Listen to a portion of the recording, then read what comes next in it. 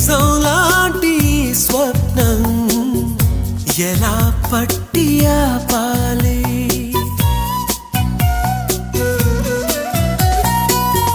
కలే అయితే ఆ నిజం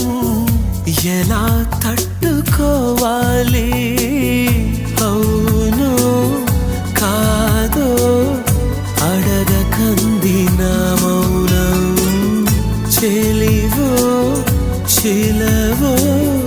తెలియకుంది నీ రూపం చెలిమి బంధమల్లుకుందే జన్మ ఖైదులా ఎదుట నిలిచింది చూడు